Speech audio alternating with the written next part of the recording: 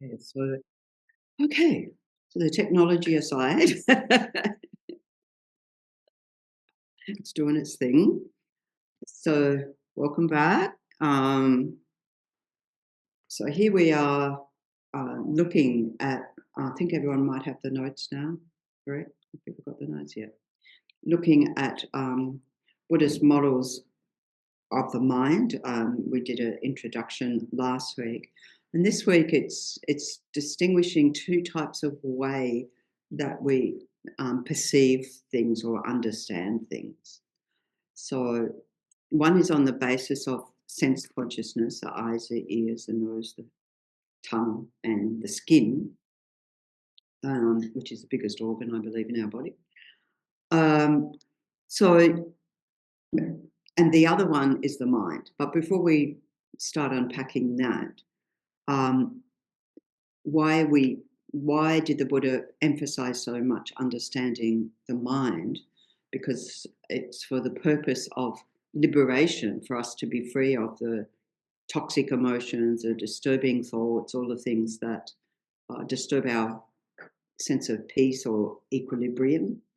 And when we're free of that, the Buddha called that liberation, a sense of freedom from all the blah, blah, blah, blah, blah, blah, blah, blah going on in the mind. But also, as the Buddha said, liberation from suffering.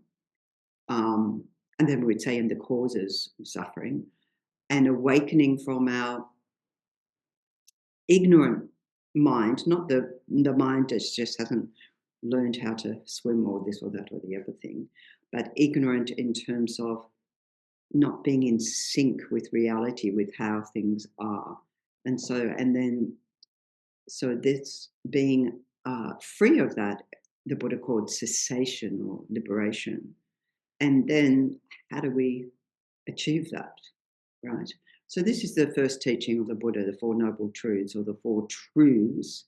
Why they're called Noble Truths is for those Arya beings I mentioned, like Arya Sangha who understand reality, who are in sync with reality just as it is, not elaborating on top.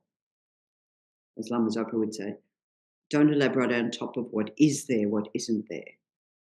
So, for example, I might say, delicious chocolate cake. That is a chocolate cake is a fact. I don't think we need to dispute whether it's a chocolate cake or a carrot cake. I mean, we know the difference. We discern the difference. But what is not there from the side of the chocolate cake is it being delicious, right? That we put on top. We go into the cafe and go, oh, I've got to have a chocolate cake, and I'm really like grasping. Of course, I don't do that because I don't eat chocolate. I'm just saying. I just go, yes, there's a chocolate cake. Next. So the Buddha would say, if it was the deliciousness was in the chocolate cake itself, we'd all experience that the same way. And we don't. Okay. Now I'm getting into other things. No, Four Noble Truths. That's what I was getting at, wasn't it? Suffering and the causes of suffering. So this was the first thing, the first teaching of the Buddha after he was enlightened, and at Deer Park, where his 5 fellow seekers after truth that he had been, sort of training with for 6 years, and then, anyway, so he went back to teach them what he knew, and it says at Deer Park in Varanasi, and so you'll see when you see we don't have one here.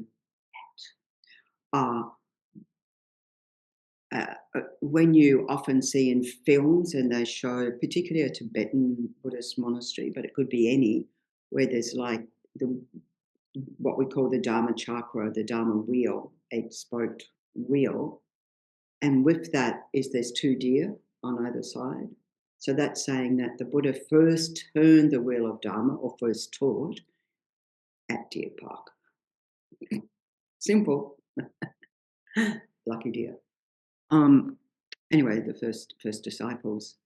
And that, so what the Buddha called then the first noble truth was the truth of suffering, the fact we suffer. And that sort of goes into different levels. So what we call the suffering of suffering, we all get, animals get, everybody gets, the aches, the pains, the colds, the flus, everything that happens in our body. And even in our mind, the sort of mental sufferings that are quite manifest, we get the suffering of grief, the suffering of loss. So there's many, many things that are within that. And the Buddha said we need to identify what is suffering. At that level, it's self-evident. But then the Buddha talks about two other levels of suffering. The suffering of change. Oh, actually, I'll come down to that later on. I'll explain the two other levels. And then what we call pervasive suffering. So just for now, I'll say, okay, so, and then looking at, well, what causes that suffering is our karma. When it says karma, it's not our positive karma that causes us suffering. It's the negative karma, any harm that we've done. If we summarize all of Buddha's teachings, there's many ways that we can summarize it. But basically, Buddha said, subdue your mind and do no harm. So if we subdue our mind, we will do no harm.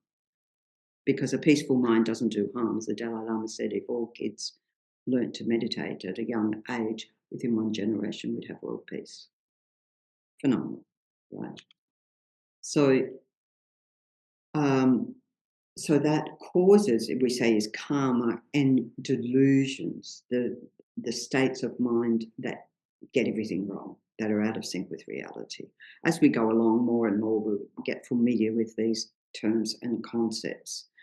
And then, so the Buddha said to identify suffering, abandon its causes, and then attain cessation, this freedom, this liberation, this peaceful, totally forever peaceful state of mind, blissful state of mind, and then train along the path in how to do it. So one thing I mentioned, that Dharma chakra, that Dharma wheel, we've got one on the altar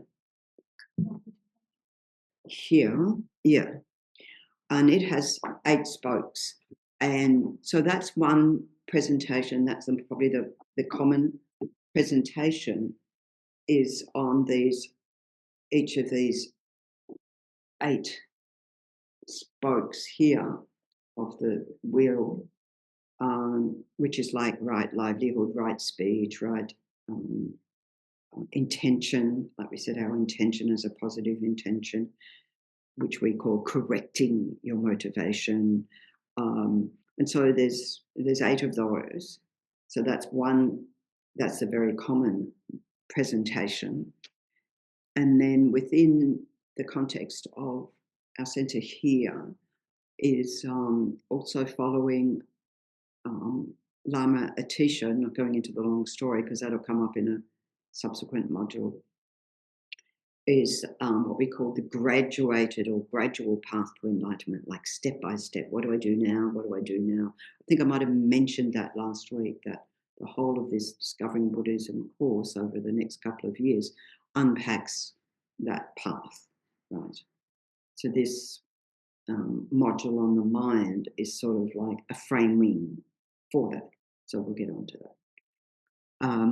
So in summary, the Buddha taught, all I ever taught was, how beings suffer and how to be free of that, how to be free of suffering. I was thinking, the image just came to mind, maybe because it was Easter last week, of Jesus Christ on the cross to take on the suffering of the world. And then you look around and go, did it work? No, because the Buddha said we have to do it for ourselves. We can have that compassion. Buddha Chenrezig is the same, of like, tears came when he realised he couldn't do that, he's, out of his compassion and meditating to relieve the suffering of the world, and it didn't work.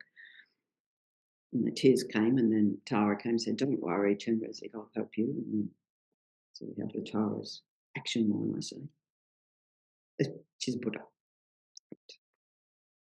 Anyway, So what we're coming down to here, coming back to looking at different ways that the Buddha taught how to investigate the mind, the nature of consciousness, mind, awareness, we'll use those interchangeably, and how to work with it.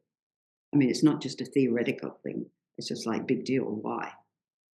Because I want to achieve exquisite states of mind. I want to be free of all the toxic emotions. Thank you very much. Don't like them. So let's look at these two main ways. And one is sensing, or we say sense direct perception. And this is based on what? Our senses. So our eye sense consciousness, our ear sense consciousness, our nose sense consciousness, tongue sense consciousness, and tactility, on the basis of the skin. So this is how we initially engage with the world around us, let's say, right? It's through the senses. We see what do babies do when they get to the point where they can hold an object. They pick it up and put it in their mouth, don't they? I don't know if they're saying, is it food or what does it feel like or whatever. I mean, I'm not a psychologist to know, but it's like wanting to understand this thing through the senses. The first thing, grabbing it, that's already tactility. Okay. So in the sense direct perception, it's things like hearing, seeing, tasting, touching, smelling, right? Through the physical senses. So for my eye, no, I'm jumping ahead. Anyway, we'll leave that just right there for now. The eyes can only see. The eyes can't hear, correct? Please say yes. The ears can only hear sound, right? And the tongue can only, I think, taste. The nose can only smell, and the skin can only experience, tactility, tactile sensation, smoothness and roughness and so forth. So they have their speciality, but they don't cross over, right? There's no crossover there. So they have their speciality. When the eyes see, we say there's an object. There has to be an object for it to see, right? So at the moment I'm looking at the door. So I see actually shape and colour. And even that I find very interesting, shape and colour. I think I'm getting there in my mind because the Buddha said, interrogate everything, don't take it because I said so. Because I've been investigating in my mind or trying to understand, does it really see colour? Why do I think that? Because when I go to the zoo, or when I went to Taronga Park Zoo in Sydney, and you look through this screen and it shows you exactly how a tiger, let's say a lion sees a tiger. And you look through this screen and you see tigers there, and it's all shades of grey. It's not bright orange. It's all shades of grey.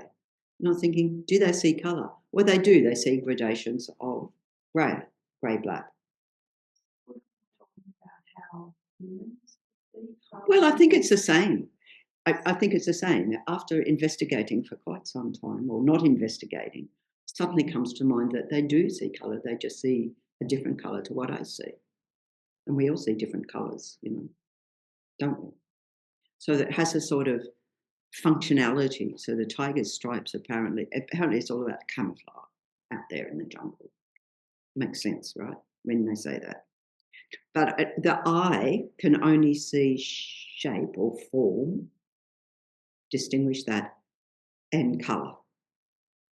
right? Agree? Disagree? Never thought about it, so I don't know. Yes. Yes, it can see things like flashing. We would still say we'd probably put that in the category of shape and colour flashing. So we're not even talking about the quality of that, whether that object's something fixed or whether it's something flashing. The eye can discern that. I mean, look, when we look up into the sky, there's a lot of flashing, isn't there, going on? I went out, was it last night or the night before, and I heard because I heard fireworks, so I went out the door, but I couldn't see them because of the trees. But a night of Anzac, there were fireworks. Yeah, I thought, when we first moved over here a few years ago from over east, there were so many fireworks going on. I said to somebody, "There's fireworks going on almost every night, or every week." And so when people are getting married, they Burswood, they have a big fire. Some people have their receptions and have fireworks. Okay, all right. So the eye can only see whether it's flashing, whether it's fixed. I mean, it might be waves, it might be moving, whatever. So it can see all those things, but it can't. The eye itself can't go, oh, that's a door, that's waves, that's fireworks, that's flashing. That's the next moment of mind, where the next moment, which when we don't discern those moments, we can't. It's too quick. It's almost immediately the mind labels that. Oh, that's what that is. But the first, we say, direct perception before it's labelled. It's not using thinking. It's just merely, oh, the eye seeing shape and colour, the ear hearing sound, not sound of this and sound of that, just mere sound. Right? So that's how our sense consciousnesses work. We'll go in more into that next week because all of this, the Buddha unpacked this incredibly. So that our direct perceptions rely on the physical senses. There are also, Buddhism also accepts mental direct perception, but probably for most of us, we don't experience that. So examples of that are something like clairvoyance, having clairvoyant mind. So a Buddha has direct mental perception, has realised everything there is to realise, doesn't have to go through the thinking process to work out what things are. It's just like knowing things directly. So we might have moments of that where we feel a aha moment or something. Sometimes that happens in meditation. It's just like you feel like I'm in the zone, but then somehow the mind jumps in and becomes conceptual, right? But so this direct perception, things like clairvoyance, and when we talk about clairvoyance, there are specific types of clairvoyance we're talking about here, because we could say we're all clairvoyant in a way, being able to visualize something that isn't there yet. So a landscape gardener will say, if you plant this there, this is what it's going to look like, correct? Or an architect is going to say, well, they'll design something, isn't there yet, but this is what it's going to look like. And it is because they're specialised in those areas. And, one of my architect friends who's also a Dharma practitioner, and so he's great at visualisation, no surprise. He'll say, oh, visualize a house or whatever, and he's got every little detail in there, and the rest of us are just having a sensation of, yeah, that's my home or whatever. Anyway, he's very good at it, not so much myself. And some of us are more auditory, right? We learn more through auditory perception. Some of us are more kinesthetic, through tactility. So different strengths we could have. Okay. So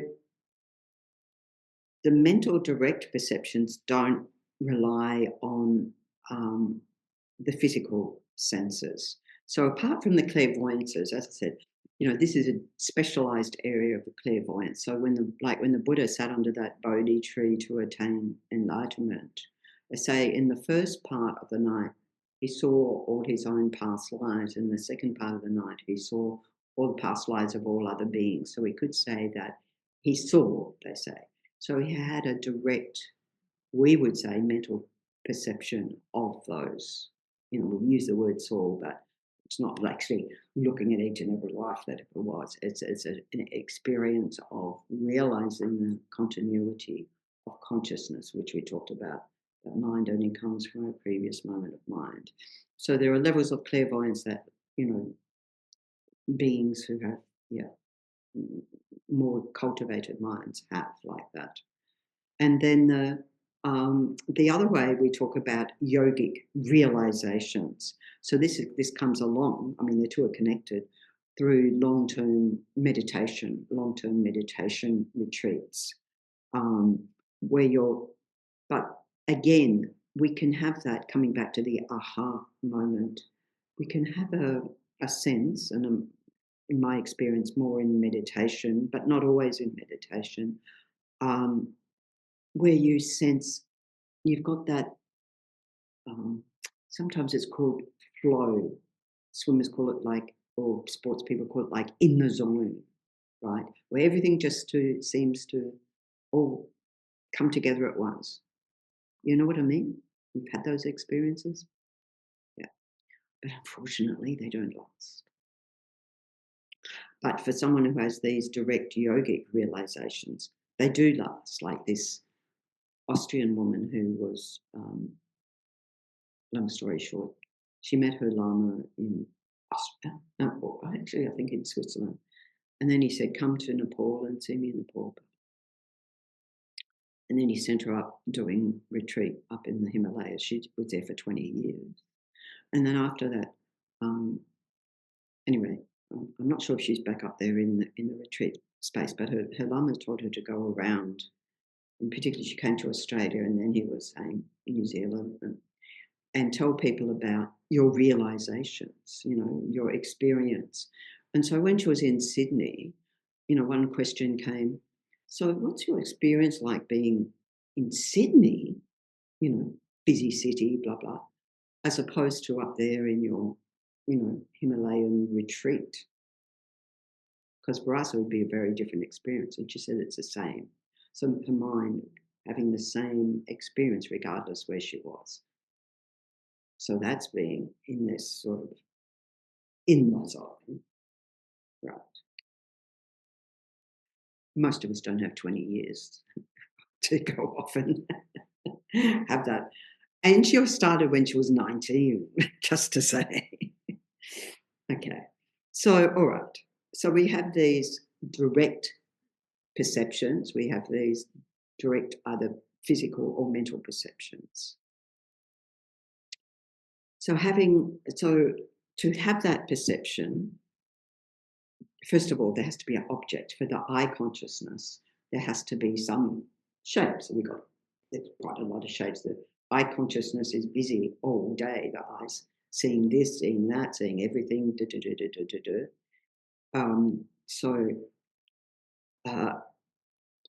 But we could say when we go to sleep, there's no object of the eye consciousness. Think about that. And then you might think, what about in a dream? I see all sorts of things in my dreams. But that is mental, because there's not actually elephants and mountains and things there. Those physical things are not there in your head or in your dream. But we perceive them, right? So it's an actual mental. We make the distinction. The eye merely sees, and it needs an external object as its object of eye consciousness. Needs the actual sense faculty, i.e., the eye. The ear responds to sound. So when there's no sounds coming to the ear, it can take a break. Again, like when we're falling asleep. So we're falling asleep, and there will be those familiar sounds, and then a sound we're not used to, and suddenly the ear consciousness wakes up more, doesn't it? And goes, "What's that sound? That sound shouldn't be here. Doesn't fit into my, habitual patterns, etc." All right. So same with all our sense consciousnesses. So we have the object, we have the sense faculty, and we have a previous moment of consciousness. So it might be a previous moment of the eye consciousness, of the ear consciousness, of the nose consciousness. So we need these three things. This gets more complicated next week. But basically, they're the three basic things we do. And then there are things that we get wrong. So there are errors in sensing. So there might be an error in the basis, the sense faculty, say the eye organ, we'll use the eye organ. So for myself, since a very early age, I had lots of errors in my eyes, series of operations and so forth at a young age. And then I had a period of time where I had 20/20 vision, apparently, until I was a teenager, and then I needed glasses. So we could say the basic, I can't trust my eye sense faculty. So also, you could be blind. That would be an impediment, to seeing things.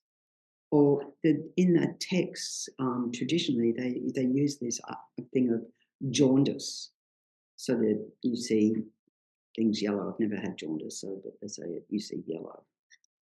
So there can be all sorts of things that affect the eye itself that make an error, or affect any of our, could be deaf. I mean, I've got a friend who has no sense of smell, and so that's not working for her. So her nose sense consciousness doesn't work. She has no smells. It happens, right? I'd say that's, in one way, I could say maybe that's the least experience of deficit of any of the senses, but I say that as a person who does smell, so she wouldn't smell burning, for example. So, so that can be a difficulty.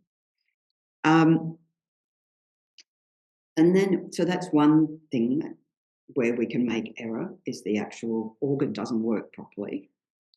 Another thing is what's called the abode. And the abode is here in a Buddhist context, is not the physical environment, it's, we say, the mental environment, the mental state in which we're in. You know how they say, Split Ends made a song of it, I see red. If you're old enough to remember Split Ends. You're not old enough to remember Split Ends. You're not old enough to remember Split Ends. Nor are you. Oh, quite a few. Oh, this is it. Anyway, I see red. And we don't literally, if we're angry, see red, but it's like how an angry state of mind can affect actually our perception of what we see, yes? Or what we hear, or anything. Please feel free to debate and ask questions, so forth. Okay, so that's the abode. The object, as we said, we need something to see or to hear or to taste or to smell or to touch. And the consciousness, so even though we have the eye organ, we talk about the eye consciousness is the one that actually perceives that on the basis of having a functioning eye or functioning ear or so forth. Okay.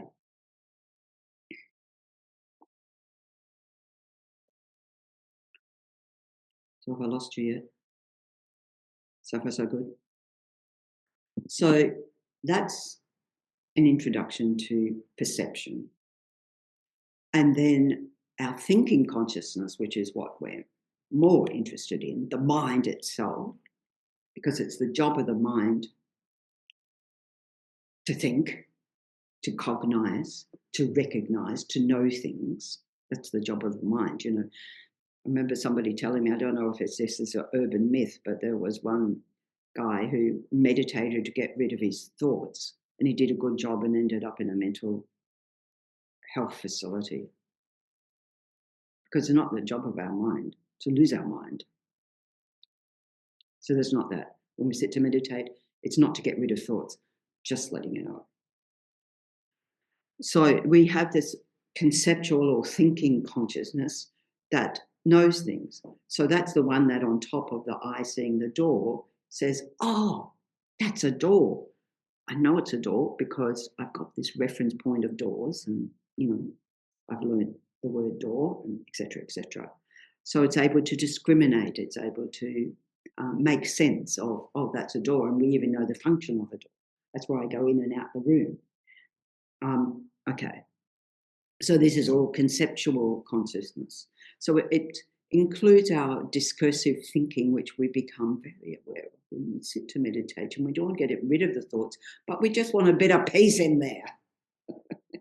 And there's a blah, blah, blah, blah, blah, blah, blah, blah, blah, blah, blah. Okay. So at the thinking, the mind's job is to think, to be able to discern, to recognize objects, but also what other things does our mind do? Our mind imagines, it remembers, it plans. We have all the emotional states of the mind. We understand ideas, concepts. This is the whole sort of schooling education system. Or, you know, and then we have images, so it knows its objects in different ways. It might be intuitions. It might be that insight. Aha, I get it. I finally get it. 2 and 2 is 4. So it said that we have, I check this out from time to time, between 12,000 and 60,000 thoughts a day. I've also read 90,000 or 80,000 or whatever. I suppose it depends how busy our mind is, right? In other words, we have a lot of thoughts. And then they say 3,000 of them are new ones. I'd like to know how we know they're new ones. But I also think, well, if I'm having new thoughts, I'd like them to be positive thoughts rather than disturbing thoughts. So our experience, you can see our mind's very busy all day, every day, right? No wonder we're exhausted at night. You know, when you're just like, I just want to relax and blob out. It's exactly the mind wants to take a rest. The mind wants to take a rest. It's also the attraction of something like meditation. The mind wants to take a rest, wants to have some sense of peace, some space. So it said that, you know, when we start training our mind to have that peace, to have that space, this is called calm abiding meditation. Just the term calm abiding is very attractive, isn't it? To calm the mind and allow it to abide there. We talked about its abode. If my abode is a calm mind, then most of the time it's calm. And I abide there in this calmness. So, but however, it says that, you know, that there are 9 stages of training our mind to attain that calmness, to attain that peace of mind, which we call shamatha, attain shamatha. Literally means calm, abiding, to get in that state of calm and abide there and not be distracted, regardless of what goes on around us, not be distracted by our thoughts internally, to be really in the zone, to be really focused, really present, you know, channeling our mind towards whatever we want for as long as we want. This is why I think all school kids should learn, because it would just make teachers' jobs so much easier. Imagine all the students being very focused, like you lot are, very focused. So, so to attain that as a state of mind, continuous state of mind, really takes going into those long retreats. And I've heard that, you know, everything from a month to 2 years in general. The month was, one of my teachers reported that Lama Zopa Rinpoche had said that one of his nuns had attained that state of shamatha, of calm abiding, within a month. Now, I don't know which nun that is, but I can assume that she must have practiced a lot previously and her mind was already attuned. If we're coming in with an untrained mind, which, let's face it, we are, we don't learn this in school, why not? I mean, employers would love it. You're focused, efficient, great for study. In any case, it hasn't yet caught on as a necessity for, when they're in schools, they used to say to me, sit up straight and concentrate, and I'd go like this. That's not concentrating. That's not even sitting up straight. So the straight is the spine in one long line, and that enables you to focus and concentrate. Now, if they had said that, because they didn't know that, they had just heard that from their teachers and passed it on. But it actually, sitting up straight, this is why when we sit to meditate, there are certain points that we adopt to enable, to best facilitate the mind settling into this space of the body. So we get our body into a conducive space. Here we have a conducive external space for meditation here, because people have meditated here over however long we've had this centre, and actually before, because it was a Sikh temple before that.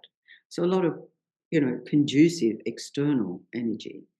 And then we get our body into a space where the senses aren't, taking us out the window and, getting caught up in all these sounds and sights and everything else, usually sounds and sights. And it enables the mind to settle. So that posture of having a straight spine enables that. So that's why we say, to have that straight spine. Your body can then relax. You're supported by the ground below, etc. Okay. So, as I said, it takes going into serious retreat to attain that state of mind. However, on the basis of a daily practice, even as little as 10 minutes a day, we can be able to train our mind to focus, pay attention, stay put for at least up to around 2 minutes. So it's not long, that our attention span is not long. Maybe we're all aware of that. And this is increasingly a problem in the world because there's more and more sensory input. And so you have kids being diagnosed at an early age with ADHD and terms I never heard when I was a child. And so, of course, Alan Wallace, who his book Attention Revolution is all on this shamatha practice. He's even sort of like expert in this. I say he's an expert in it because one time we were in Darwin, the Dalai Lama was talking, giving a talk, and he said, "My American friend has attained shamatha," and just the way he talked about it, we knew he was talking about Alan Wallace. Somebody disastrously went to him, Alan Wallace, and said, "Oh, the Dalai Lama said you're attained shamatha. Whatever you do, do not do those sorts of things." He just went red. It didn't say a thing. Why am I mentioning Alan Wallace? Oh, because he ADHD. He says no, it's ADDD, attentional deficit delusional disorder. We're all deluded. We have the attention deficit, and we're all deluded. But it is possible for us to attain not only focus concentration, that we can focus on whatever we want for as long as we want, hours without end. But we can be free of those deluded states of mind which get it all wrong. So he did this project called the Shamatha Project. We were fortunate that Alan Wallace first came to Australia in 2005 to speak at one of our conferences.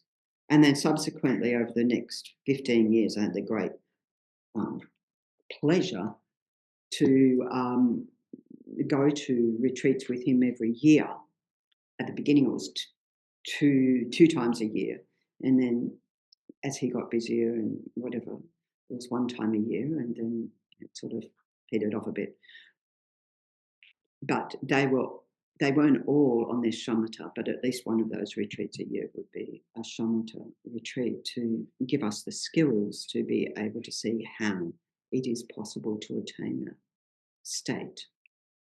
But we can, at least in the context of a daily practice, get to a point where we can have up to, as I said, 2 minutes, maybe 3, of that single pointed concentration. So our expectation that we're going to sit down and it's all going to be peaceful, delete that.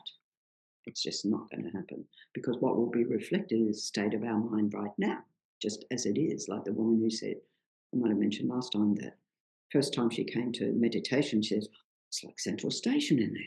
Never knew it was so busy, all the blah, blah, blah, blah, blah of the mind.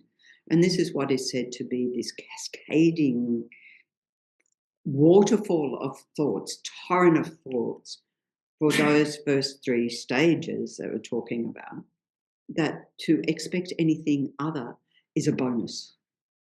So, as another teacher of mine says, and I love to quote him now, have low expectations. Actually, I think even no expectations is good, because everything's a bonus then. Okay, so we have this perceptual direct consciousness. We have this conceptual consciousness, that by which we know things, remember things, plan things, have insights, have intuition, have imagination, creativity, all of this, and emotional states.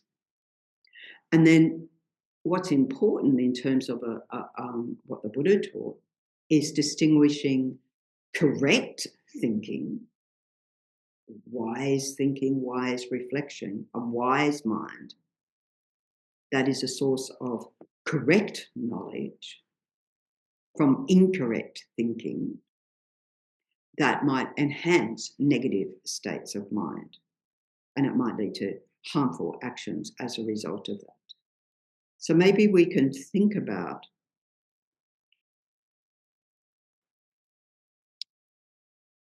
I can certainly think about incorrect thinking that I had. One example from when I was a child. I mean, there are many examples as we go along, we realise we've got incorrect thinking. But as a child, who knows where this came from my creative mind, I decided that you are only allocated so many words in this life. So you had to sort of ration them out. I really believed that. Clearly, I don't believe it anymore because I just keep talking. But as a child, I did. And it must have affected my behaviour, because my mother told me at some point, she took me off to be tested to see if I was autistic. Maybe I wasn't talking. Then you mustn't have been interacting. Oh, I don't know. I think I might have just been quiet. I mean, she had 6 kids. I would have just been happy that one of them was quiet. Sorry, Mum. But anyway, of course I said, no, she's good. She's normal. Though I was interested in being a hermit. I think I first wanted to be a hermit. Then I wanted to be a nun. I got the second one. Still waiting for the first one. In Austria, they have a national hermit. Or is it Nora? Anyway, I remember seeing an advertisement. They needed a new national hermit. Yeah, that's pretty good. You only have to work for 6 months of the year. 6 months of the year, people come and see you. The next 6 months, you're in retreat. Sounds pretty good to me. Anyway, I wasn't Norwegian, so I didn't get the job.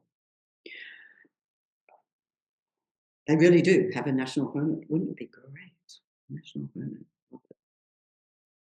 Okay, so we have to distinguish what's our correct and incorrect thinking. I've just given you an example of an embarrassingly, ridiculously wrong thinking. I don't know at what age I changed that thinking. But can we think about different wrong thinkings we might have had? Any wrong thinkings we've had you might be able to call to mind that you've changed subsequently in your life and think, oh, I was wrong about that.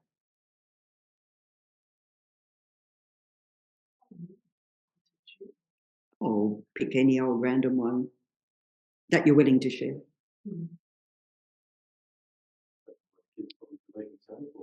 The kids believe in Santa Claus.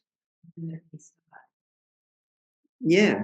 Somebody introduced that concept into their mind. Or I was going to say advertising did that. But I think I'm right. I learned that one pretty quickly. So there are a lot of things, yeah. Anything else? Oh, true love will fix everything. True love will fix everything. Yeah. I love Milton Boon's. What? Milton Boon's romances. Oh, yeah. Milton, yeah, right. My mother read them a lot. I read them a lot. Well, I did too. I read everyone that she read. Not there would be a forever after. And then things don't fall into that, happiness forever after, like comes at the end of the movies. And then you think, oh, there's something wrong with me because it's not working out like that for me. But what you don't realize is that's the fiction. It's fiction for a reason. It's not real. So we can interrogate many different ways. What we're interested in is the incorrect thinking that then either reinforces or, enhances our negative states of mind. So, for example, if you decide that anger, see, as soon as I say anger, I go like this because my fist is ready to punch. So that when you get angry, all the blood flows to the fist to punch. That anger's a good thing.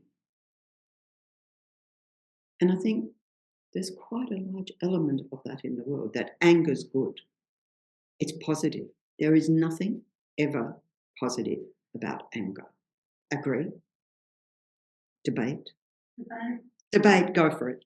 Doesn't anger give you more energy to do things when you're really, really angry about something? You get on with doing the housework and stuff. I'm going to come and live at your place. Oh, no, I don't even know if you... because it's never done it. It's because you don't get angry. But you're correct. It does give energy. It does give energy. But you take away the negative state of mind, the anger, the negative state of mind, but hold the energy, you can still do the housework, right? So we could say, okay, rather than anger, and go, it might be being passionate about something in a positive way. I don't know if we get passionate about housework, but to take away, so to be able to distinguish what's beneficial there and what's non-beneficial there. Because you say, I might get the housework done, but I'm still angry. And so my mind is still toxic. My mind is still negative. And if there's somebody else around, watch out. There is some wisdom in it, though, as in I'm going to channel that energy into something that yes, needs to be but done where I'm not having a and that's taking that energy and transforming it. And that's all of what the Buddha taught. Okay, can I harness that energy but transform it into something positive? That's what fine. Okay. It doesn't do itself, it doesn't go away. No, and if we try to just zip the lip, it sort of festers and then can become depression, or we internalize the anger, etc., etc. Okay. So we interrogate our states of mind. This is all what the Buddha taught. In the Buddhist context, there are these main misconceptions that we all have. And The first one, misconceiving the impermanent as permanent. So we just said, the relationship's going to last forever, happily ever after, some sort of permanent state that is just totally a myth. And the first and last teaching of the Buddha was on impermanence. And I like to remind myself of that because the mind grasps it, wanting things to be permanent, wanting them to be, say, predictable, to be stable, to not change. So I think relationships is a classic thing in there. But even, okay, take this vase. In the teachings, I often use vases and flowers because that's what gets put on the table. And so it's always the vase. Lama Yeshe, I found her to say, conflicts come when people say, the vase goes there. And then someone else says, no, the vase goes there. And someone else says, no, the vase goes there.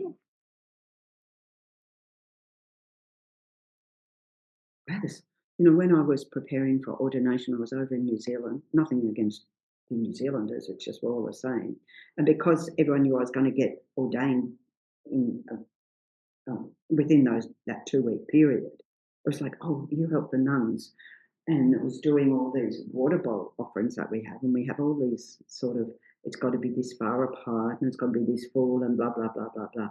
I was so stressed out because one nun would come along and go, oh, no, they're too close together and move them. And then it's, oh, it's not full. And then I'd be like, I'm stressed. This is not a joyful thing to do. Because of this fixated mind that says, why does the vase go there? Because it's always gone there. That's the spot for the vase. The vase can go here, the vase can go there, the vase can go, well, it can't move itself, to say, the vase can go wherever it wants. But can my mind be happy if the vase is there, or there? Can my mind be happy with that? It doesn't have to be fixed in one spot. So that's one way in which we might see things as permanent. But we also, give you one example of a monk at Sarah J Monastery. One of my teachers told me this, that Sarah J Monastery, so he was, getting on in age, and he never had a mirror to look at himself. And then one time, so this was quite some time ago, because he went to the phone box to make a phone call. That's why it was quite some time ago. He went to the phone box to make a phone call, and it was one of those phone boxes, they have a little mirror, and he saw himself. He was furious. I'm old. I've got grey hair. So this expectation that, how we feel on the inside is not necessarily how we look on the outside. So this was a monk. He was well trained in all this stuff and still angry that he had grey hair. He was angry that he got grey hair? That's why he started so that the grey would disappear.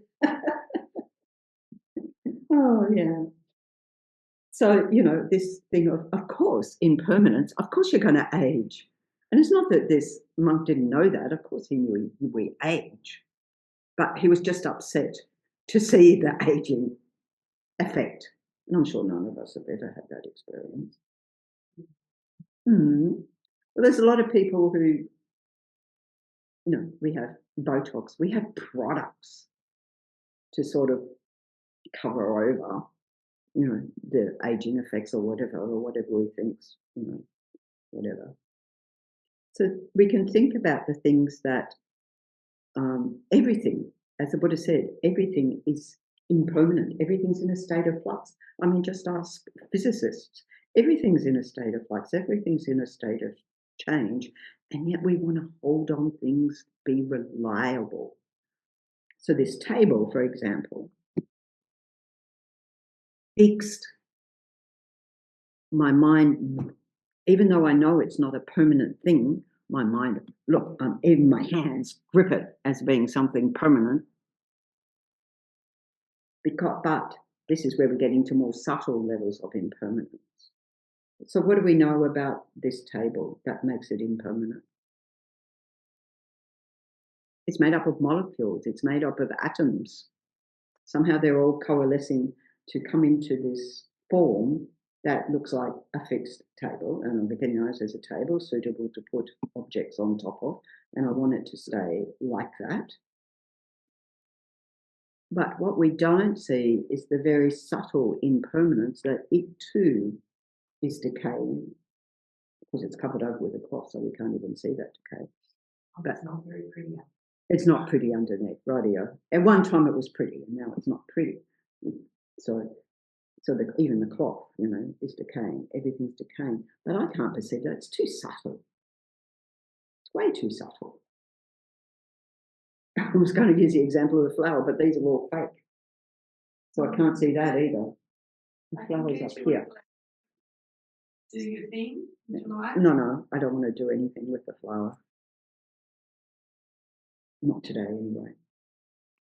Okay, so this was, as I said, the first and last teaching of the Buddha, how we misconceive things as permanent, that are in fact subject to change, which is everything subject to change. Now, most of the time that doesn't cause us problems, do you think? But sometimes it does, like if you see yourself in the mirror, or your relationship breaks up, or people die. I mean, that's a very manifest level. People die suddenly. A friend of ours from the centre down in Bunbury found dead. Yeah, it's even though we know that happens, when it happens, you're still sort of rattled, isn't it? By it. Yeah. Okay, so that's one way. The second way, I unpack a bit, misconceiving what is in the nature of suffering as happiness. Is everyone feeling comfortable where you're sitting? Yeah? You're feeling comfortable? Feels quite pleasant? Good. Sit there for 24 hours. Immediately mind goes, no way, Jose, I'm out of here. So this is what's called the suffering of change. That so if I say you, at some point, you stand up. You go, oh, that's a relief from the suffering of sitting. If I said to sit there how your mind reacts when I say sit there for 24 hours. Actually, these sorts of things were used as torture in the Second World War, putting people kneeling on stones, I think, and they had to stay kneeling there for a long period of time. That's suffering, right? That's definitely torture. And so here we go. Let me say the delicious chocolate cake. First mouthful, blissful. Second mouthful, blissful, maybe even up to the third. But if you ate the whole cake, it would not be a blissful experience, right? And in any case, the cake's going to run out one way or the other. So based on the senses that experience that deliciousness, I can't ever have genuine, lasting happiness. I can feel a sense of delight, of pleasure, of enjoyment, but it's not the Buddha would say, it's not a true source of happiness. So the Buddha is indicating that, of course, enjoy your chocolate cake, enjoy whatever, but don't look for it to be a lasting sense of happiness, whether that be a relationship, a job, the dream home, the chocolate cake, whatever. And you can interrogate that and say, if that was a genuine source of happiness, no matter how much chocolate cake you had, it would only ever be more and more blissful. If it was a genuine sense of happiness. The Buddha's not saying don't eat chocolate cake. Right? Never said that. Okay. But for us to think this is a source of happiness forever is mistaken, because there's no such source of happiness forever based on the senses. Debate. Pity. Yeah, pity. Damn. And why would the Buddha even point this out? Because we spend a lot of time in the world chasing over, we'd say happiness in all the wrong places, but chasing over that new experience. You know, Lama Zopa Rinpoche says that we've had every taste there is in the world. We've tasted everything there is to taste in past lives. Has that made us genuinely happy? No. But has it given us momentary sense of what we might call happiness or bliss or whatever? Absolutely. Otherwise, all the cafes wouldn't be making so much money. Right. So we misconstrue what is a genuine source, or we conflate what is based on the senses with a genuine source of happiness. So I always like to quote, you know, my parents were married for 63 years, separated only by death. One died before the other. I didn't see my mother saying, "Oh, wait for me, darling, I'll go with you." No, she happily. In fact, she planned to outlive my father. She had a pacemaker, and she had near-death experiences before, decades before he died. But anyway, so she decided he wouldn't cope, which would have been true. So she had the defibrillator, so she'd be kick-started if her heart. She had the pacemaker, the defibrillator. As soon as he died, she had the defibrillator turned off. Just like done, without lithium. Mission accomplished. So even though you can't say that every moment of that marriage, I bear witness, was happy, nonetheless, that marriage was long, but it still was going to end. And we can use many, many examples. The main thing for us to understand here is that on the basis of the senses, the sensory, experiences come to an end. Even they last a whole lifetime. When we die, we leave our body behind. So therefore, all these sense consciousness eyes, you know, our eyes and ears, they will get left behind, right? All that gets left behind.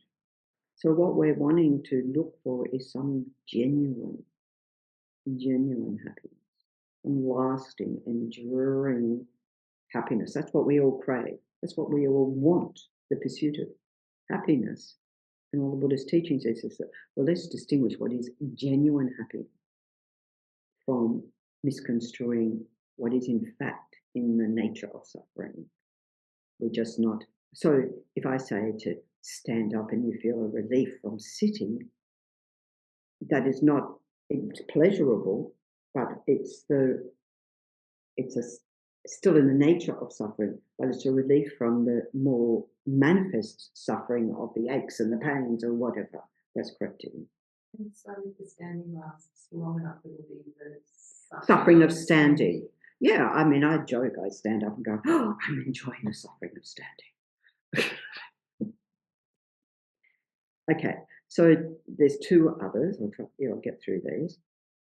Misconceiving the impure as pure. And this is, again, comes back to usually the example used is the body of, and again, it comes back to all these products that it doesn't come back to, but that's an example of all these products to make the body more and more beautiful. We have a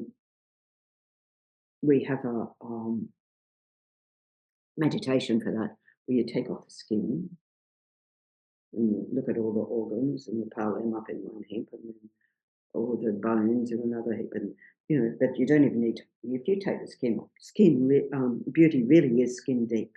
So we're doing all these products to beautify the skin as this concept of beautifying our body.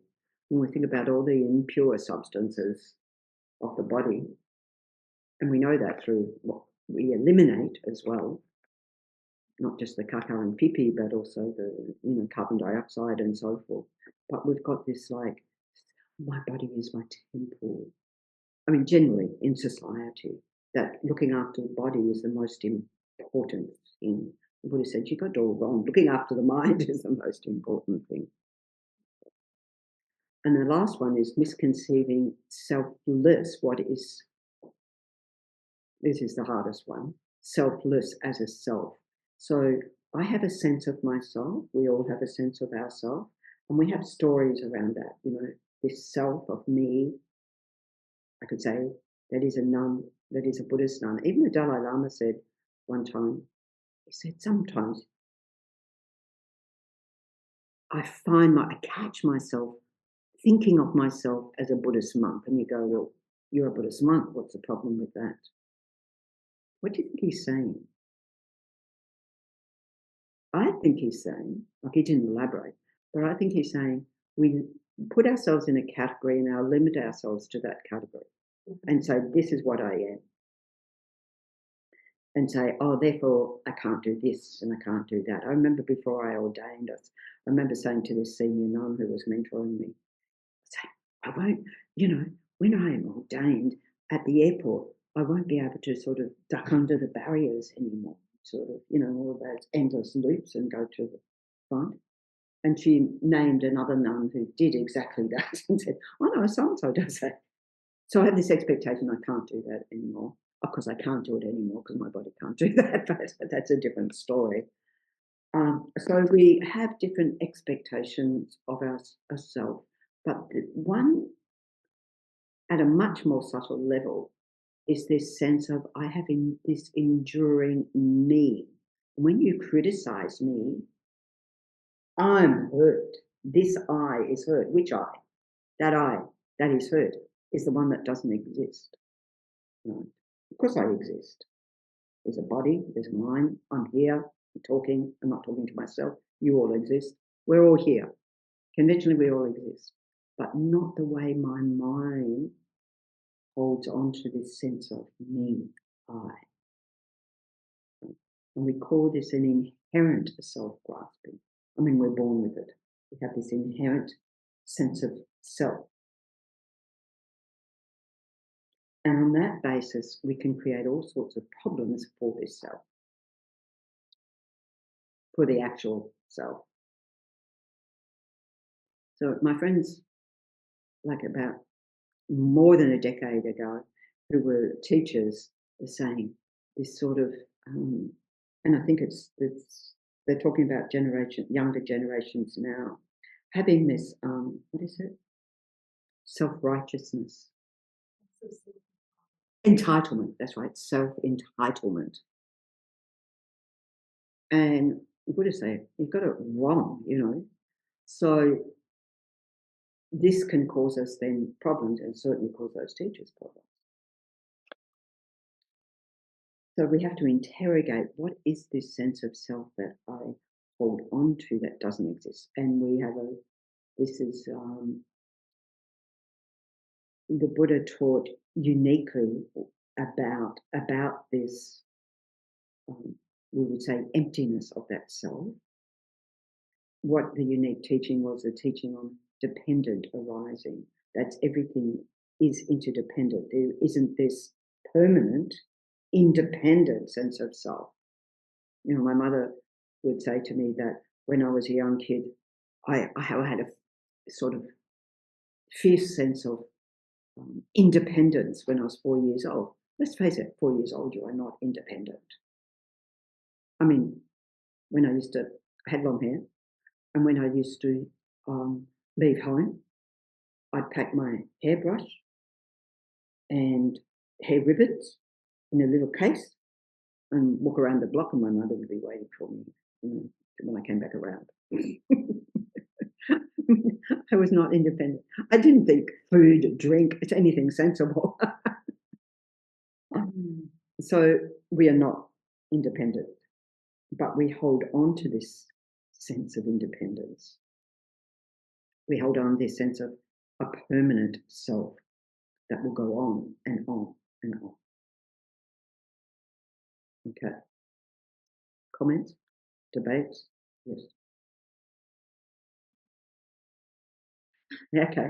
So, if we have no sense of if the self doesn't exist, as we perceive it to exist. The sense does exist, self does exist, but not. It's not about whether it exists, it's about how it exists. But that means Our mind tells us it does.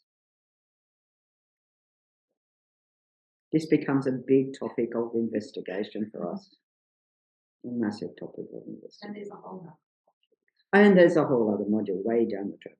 But just having that, recognizing, I think it's useful just to think, what are the things I get wrong? Coming back to that question, what are the things I have misconceptions about?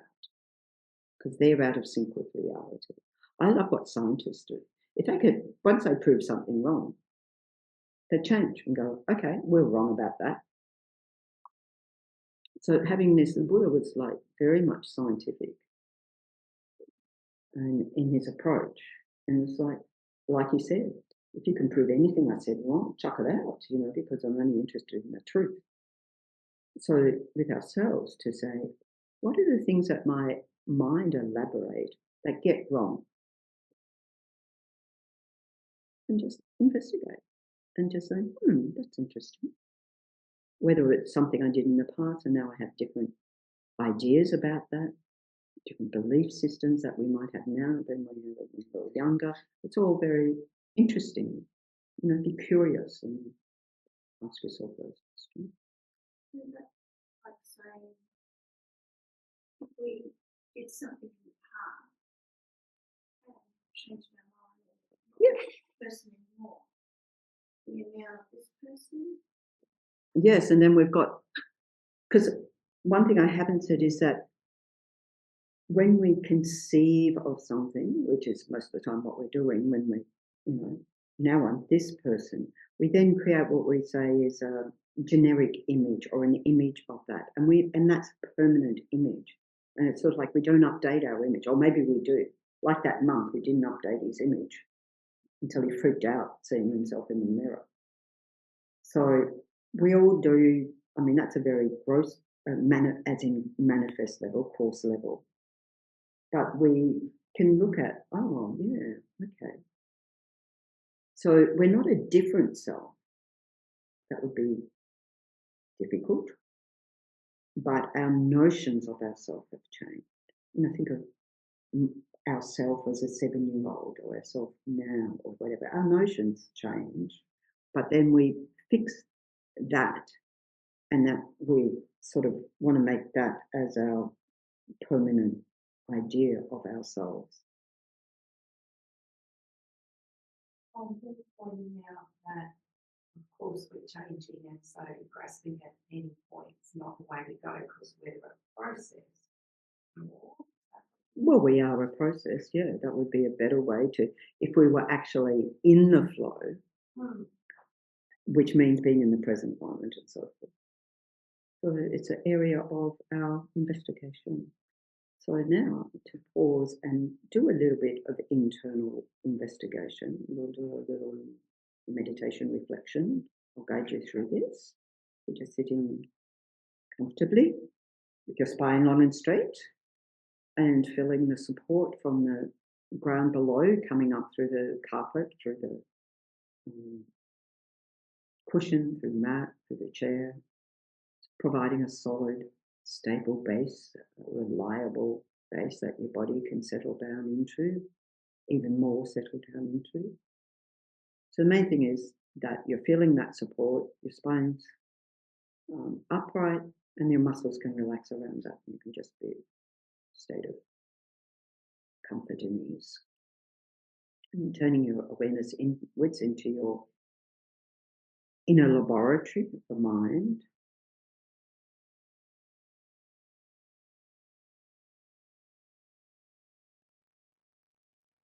First of all, just taking a few moments to focus on the breath.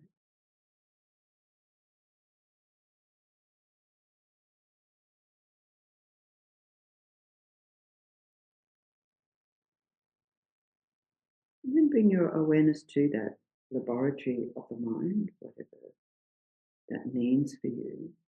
And just as mental moments arise, it might be a memory, it might be a thought, it might be a plan, it might be an image. Could be anything. Just as soon as you're aware of one of those things, you can sort of just say, oh, thinking, or just, notice I'm thinking, I'm imagining.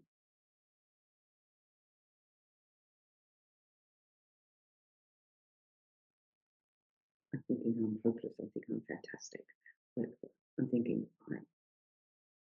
So just noticing anything that's arising, and as soon as you label it, then you can just let it go. It's really just to be aware of the mental activity that's going on right in this moment.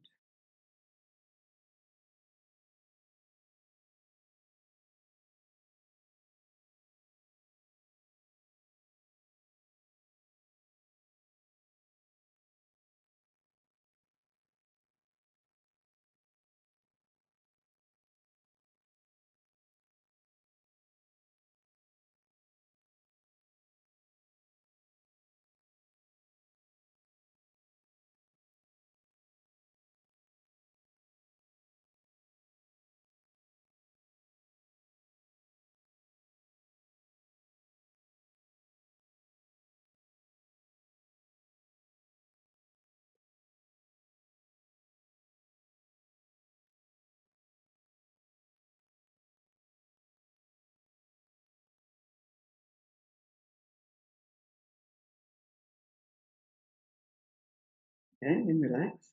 So it was very quick. It was sort of like a minute or so. Were you aware of mental activity occurring? Yes. Could you discern the type? You don't have to say what was happening, but could you discern maybe whether it was a thought, whether it was an emotion, whether it was an image? Thoughts, yeah. So this is teeny tiny beginning of an investigation of our mind. The Buddha taught these 4 close applications of mindfulness, and one of it was to the mind itself, which is most important, to be aware, okay, there's thoughts, there's more thoughts, there's more thoughts. And as we go on, shining the light of awareness to familiarise more with the mental activity, even just appreciating, there's a lot of stuff going on there, I don't, or maybe even anxious, I'm not sure if there's anything going on. Maybe I'm failing the exercise. There's no failure of this exercise, right? So it's only just to observe, to notice the sort that there are all different types of mental activities going on all the time in our mind. Right? And we can just relax. Any questions, comments? We'll sort of wind up here for today. It's quite clear when you look at how we are born and die in all beings. Yes. But the thing that I know that for us, we don't describe us as having soul. Sorry. We don't have a soul in Buddhism. No. I've always Buddha's called it the stream of consciousness. Can you get some permanence in that stream of consciousness? Because obviously that. Okay, so yeah, that's a good question. And so just very briefly, because we can elaborate subsequently. So yes, there's not a fixed mind or a fixed soul. When I grew up a Catholic, I had a very clear image of my soul. It was right here. For me, it was black. I don't know. It would have been good if they got us to draw our soul and see what all the different versions of souls we could have had. But anyway, so this is tapping into the sense of something permanent. And the Buddha said there's no such permanent thing. And as you said, Kim, this sort of sense of a stream of consciousness, moment by moment, beginningless mind, like a continuity of consciousness and so forth. And what you said, so there is what we would say is the pure nature of mind. That continuity is a very subtle mind, which is description of mind is that which is clear and knowing, right? Clear and knowing. So we could say we have this we have the moments of mind, right? Going along, but we do have also this continuity by moment of consciousness that continues on, that never stops, right? So it's not a fixed thing that continues on. It's not a permanent. It is changing. Its nature, we could say, is permanent, right? And we call this the clear light mind, the most subtle level of mind. The clear light mind, which is what, if you have control over your mind, what these beings access, these great yogis access at the time of death, when all the physical body's dissolved and mental functions dissolved. When we look at a further down module, we look at that more. But there's this innate, subtle, pure, clear light mind, the most subtle level of mind. So if we could access that, those beings at the time of death who can have control over birth and death, use that to complete certain practices, gain realizations and so forth. So, but an ordinary mind has that same, every mind has that sort of most subtle level of mind. And so we can look at different levels of mind, more and more increasingly subtle levels of mind. But here we're getting a hand on just, the most manifest level of mind, getting familiar with that to start. Yeah. Okay. Is that what when you talk about rebirth, that stream of consciousness is what continues on from one life to another. So all the conceptual minds all dissolve at the time of death, right? And this is why, if you've got control over life and death, those beings look forward to that, to be able to access this clear light mind. The rest of us are freaking out now because we feel like we're going out of existence. And and grasp at this self that we don't want to let go of. That doesn't exist anymore. Anyway, that's a lot of big concepts. For further investigation, let's just end up here for today. Thank you very much. And we do, yes, a whole module where we go into great detail on all of that. Yes. Okay, so what page is the dedication? I thought I should do a different, just one pager for our class. So it's actually in English and not in Tibetan, so you know what you're saying. Okay. Yeah, I'll check it out. So meanwhile on page 8, so basically it's saying all the positive energy and anything beneficial may continue to grow in my mind, and it may develop the heart of where the heart of compassion has developed, may increase. Where it hasn't developed, may have developed. Gewadi Nujuda Lama Sange Jukene Jowa Chikyama Lupa De Sala Gopa Shu Janchub Sencho Rinpoche Makye Panam Ge Kuchi Ge Panyampa Me Paya Gongne Gondu Pawa Shu.